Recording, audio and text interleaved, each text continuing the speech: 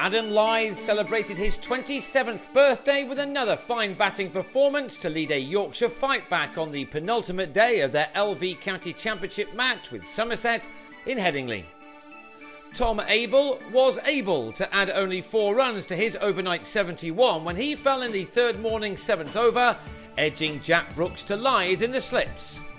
Somerset had started the day on 319 for 3 for a lead of 66, and 16 more had been added to that by the time that Abel was out, but the night watchman Jack Leach played some handsome shots off Ryan's side bottom to keep his side moving forward in this game. Leach's 43 was the best of his career, his innings ending when he nicked off to the unsung Stephen Patterson with the total now on 364 for 5 and the lead at 111. Patterson was celebrating again in his next over when he bowled James Hildreth for 7. That brought in Peter Trigo, who decided to go after the bowling.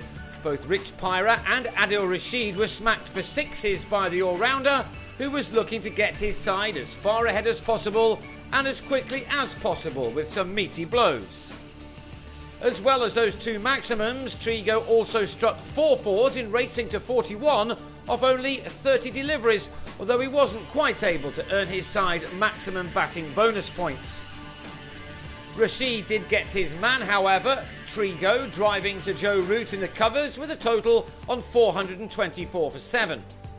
Somerset would have liked a lead of more than 200, but Rashid prevented them from doing that. He next had Tim Grunewald caught at short leg by Jack Leaning, before he also removed Alfonso Thomas for a duck in the same way in his very next over. Indeed, Rashid grabbed 4 wickets in 14 balls for just 5 runs, finishing the innings off by having Craig Keyswetter smartly stumped for an unusually sluggish 17. Somerset all out for 437. So Yorkshire began their second innings trailing by 184 runs, giving Lyth and Alex Lees their last chance this year to shine as an opening partnership. Both are off with England's performance programme in the winter, so will have more time together, although having batted for so many overs together during this excellent campaign for both, you get the feeling that they probably know every single detail about each other. They once again got an innings off to a solid start by knocking off 44 runs of the deficit in 11 overs. They are 2 batsmen who complement each other very well indeed.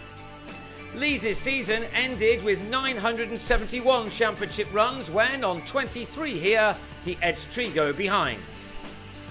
Lyth kicked off his unforgettable season with a 50 against Somerset, and since then he'd hit 2 double tons, 4 centuries and 4 more 50s. It's not been a bad year for Gary Ballance either, as he became the man who nailed down the number 3 berth for England. Both were looking to finish the season off strongly.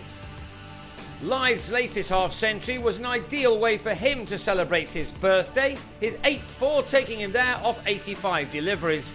His one disappointment was that he was unable to go on to make 1,500 runs in a championship season, as James Vince managed to do with the 2nd Division champions Hampshire.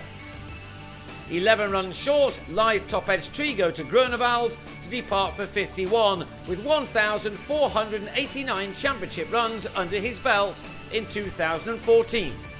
Before the end of this day, Ballance had recorded another rather easy-looking half-century, his coming off 102 balls, this one of the 4 fours he'd struck in that.